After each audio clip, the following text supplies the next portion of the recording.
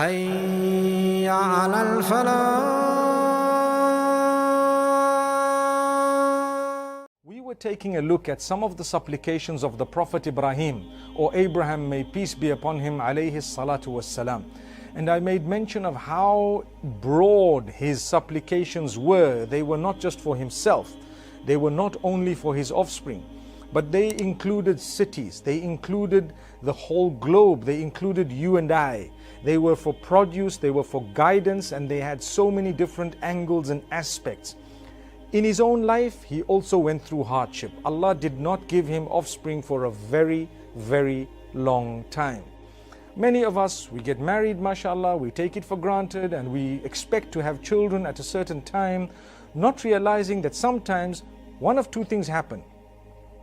Well, initially, those who get offspring, I'm not talking about those because that is quite normal. But one of two things happen to the rest. Sometimes Allah delays something. So while you think that you would achieve offspring or you would get children in the next so many years, and Allah says, no, I want it to delay, prolong further, 10, 15 years, then I will give you offspring. Why? It's Allah's plan. He wants you to become closer to Him. He wants you to expand on anything else. He probably has chosen something else for you. You need to understand it, pick it up and work towards it. And you need to be a person who's happy with what Allah's chosen for you while trying to achieve what would really make you happier. You are still happy with the decree of Allah, and you know that He's done it for a reason. And some of these reasons we understand, some of them we don't. Secondly, sometimes Allah chooses not to give you at all. That also is the plan of Allah. So here's Ibrahim alayhi salam. He didn't have children. Years passed by. He still didn't have children. And he made a dua to Allah subhanahu wa ta'ala. Rabbi habli minas salihin.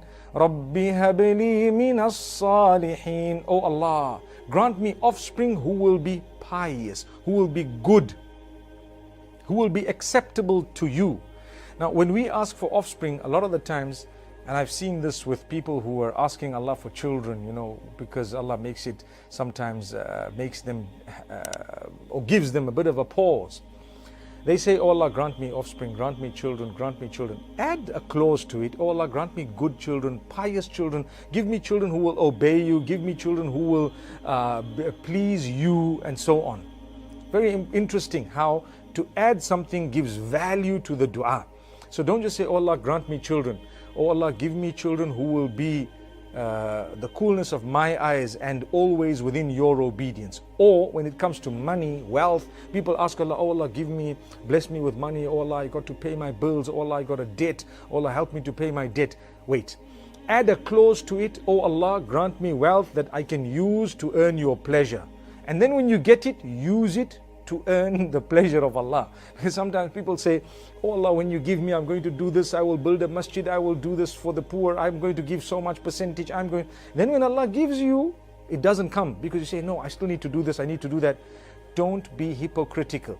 Call out to Allah, ask Him. When you're asking Him, add Him in the equation, in the sense that you're saying, oh Allah, I want you to fulfill my need, and when you do, I would like it to be fulfilled in a way that I'm going to be able to do X, Y, and Z for your cause.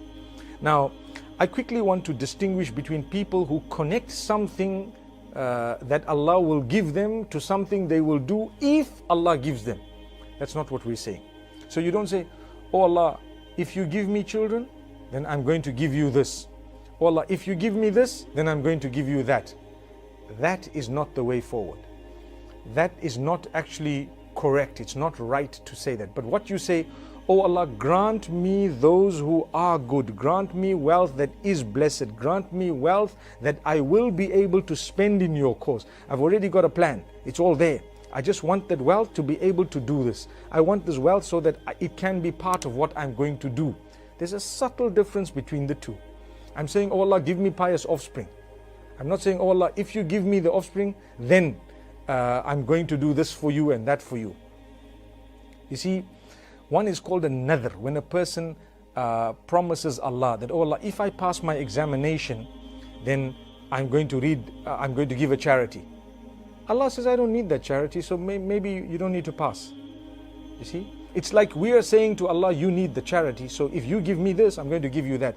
So the hadith of Muhammad sallallahu alaihi wasallam in Sahih al-Bukhari says that nadhr is actually makruh. It's detested. It is extracted from a person who doesn't want to do the deeds. Very interesting. I think some of us might never have heard of what I've just said now, where you say, oh Allah, if you make me pass my examination, oh Allah, if you cure me, then I'm going to read the Quran once. Allah says, I didn't ask you, meaning I'm not going to benefit from you reading the Quran. But the correct way of doing it is to say, oh Allah, I've given a charity, I'd like you to help me to pass. So the charity is not connected to whether or not you're going to make me pass, but I'm pleading with you to make me pass because you are the greatest. You have it in you to make me pass. Indeed, I'm going to work as hard as I can. That brings me to another quick point. When you are supplicating, when you're calling out to Allah, don't be lazy and don't let that be your only port of call. Because you say, oh Allah, I want to pass. Oh Allah, help me to pass my examination. But you haven't worked, you haven't studied, you haven't tried. Allah says, well, I gave you all the tools of passing. I gave them to you, you didn't use them. So while you are calling out to Allah subhanahu wa ta'ala to ask Him to make you pass, He has now given you the ability, the capacity. You work as hard as you can, and then you will actually achieve that by the help of Allah subhanahu wa ta'ala. But if you cut it and you just asked Allah, then Allah will also cut it. May Allah subhanahu wa ta'ala grant us guidance. Ibrahim alayhi salatu was salam beautifully words this. He says, Rabbi habli minas salihin. Oh Allah, grant me pious offspring, those who will be the coolness of my eyes. I diverted a little bit to tell you that when you are calling out to Allah subhanahu wa ta'ala, you should make sure that you don't connect it to an act of worship you will do as a result of Allah giving you, but rather do that act of worship and call out to Allah.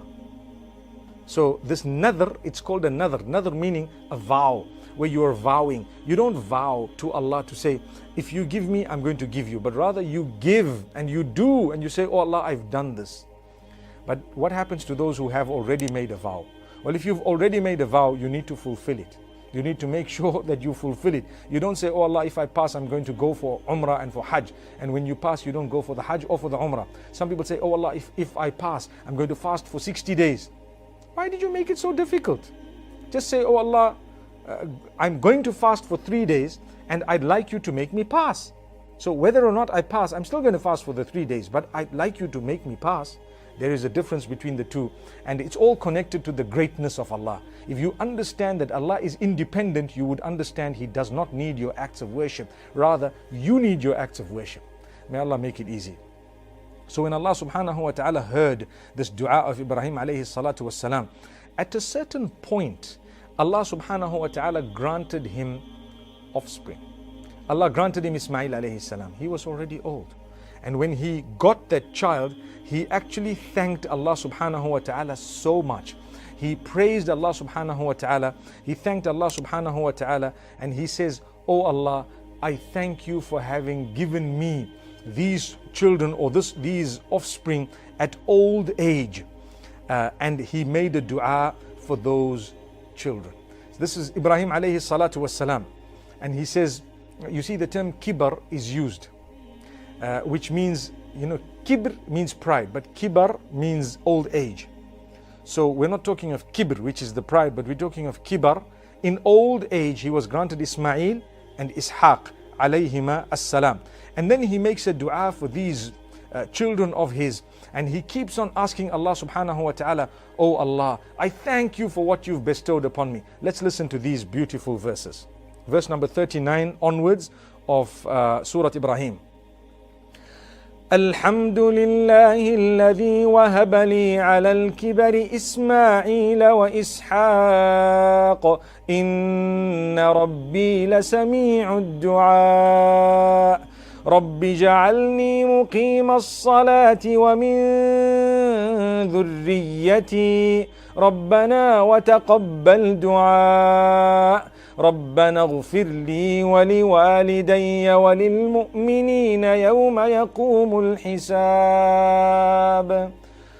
he says, I thank Allah, I praise Allah. All praise is due to Allah who blessed me. Remember, I said in one of the previous episodes that the term Wahhab, the name of Allah, Al-Wahhab, is used when asking for offspring, for children, because it's a gift of Allah. So he says, all praise is due to Allah who blessed me, who granted me upon old age my children Ismail and Ishaq. For indeed Allah is the all-hearer of the prayers.